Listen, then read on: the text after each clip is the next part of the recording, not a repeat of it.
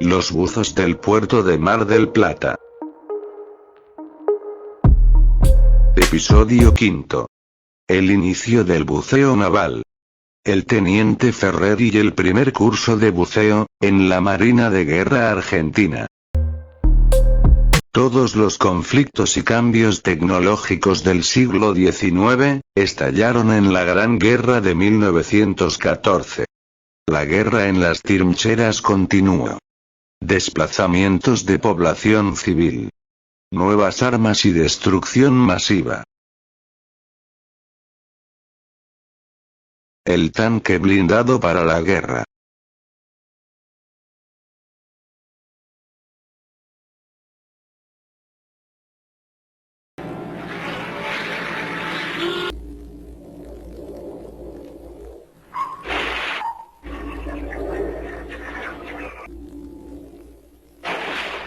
Luego de muchos inventos y evolución tecnológica, el arma submarina hace su aparición en la Primera Guerra Mundial. El 24 de abril de 1915, la revista Caras y Caretas publicó cómo evitar los submarinos.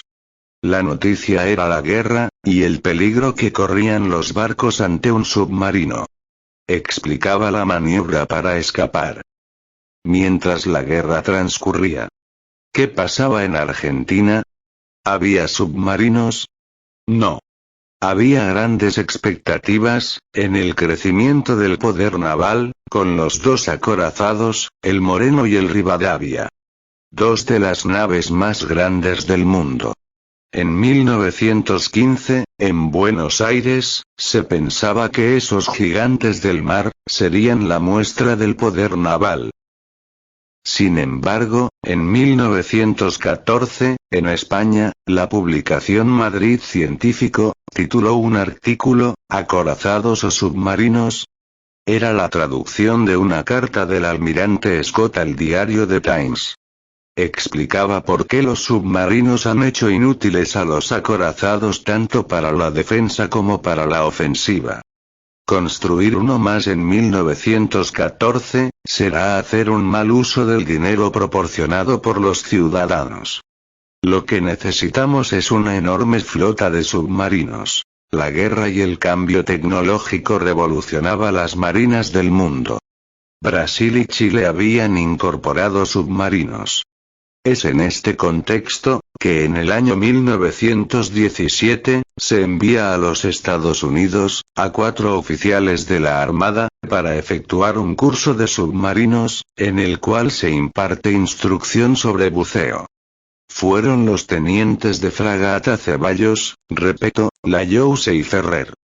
De ese grupo, fue el teniente Vicente Ferrer, el impulsor de la inclusión del buceo en la Armada Argentina. Logró la aprobación del primer curso de buceo el 8 de noviembre de 1921. Nacen los buzos navales argentinos. Crear una escuela de buceo, con el objeto de capacitar personal, para la búsqueda y rescate de torpedos, eventualmente perdidos durante las ejercitaciones. Y que el personal torpedista obtuviera patente de buzo. Vicente Ferrer, el joven oficial, con toda la energía e iniciativa para crear una faceta nueva en la Armada, tenía que resolver cuestiones prácticas. Lugar, seleccionar aspirantes a buzo y equipos de buceo.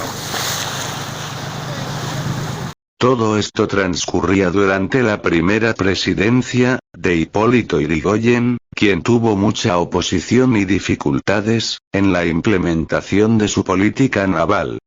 En febrero de 1921, designó ministro de Marina, al contraalmirante Tomás Zulueta, agregado naval en Chile. Era marino y radical.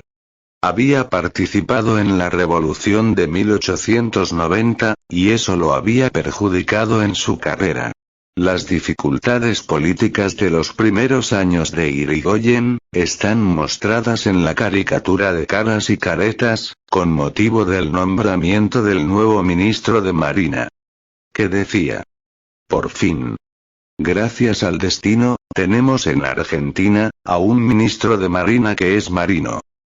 El ministro de Marina, contraalmirante Tomás Zulueta, firmó la orden del curso de buceo de 1921, y envió la comisión para estudiar la compra de armas submarinas. Fueron exitosas las gestiones del teniente Ferrer para la compra de material de buceo. El teniente Ferrer solicitó presupuesto a las fábricas alemanas. Se decidió por Dragerian Seatische Apparate Baugesellschaft. Regresó al país en 1922. En 1923, el teniente Ferrer presentó el segundo proyecto de Reglamento Orgánico del Servicio de Buceo, basado en la experiencia en Alemania. Recién en 1924 dio comienzo el primer curso de buceo. Se presentaron 27 postulantes y solo quedaron 9. Los instructores fueron el suboficial maquinista de primera, Carlos Giovannucci, y el buzo de tercera, Pedro Zete, italiano contratado por la Marina. El teniente Ferrer estaba logrando sus objetivos. Faltaba resolver el lugar. Solicitó Mar del Plata. Eso no pudo ser, y se inició el curso en Río Santiago, y ahí las condiciones de agua no eran convenientes. Visita de la fragata Sarmiento en 1908. Mar del Plata era la sociabilidad, el protocolo, las reuniones de personajes de la época.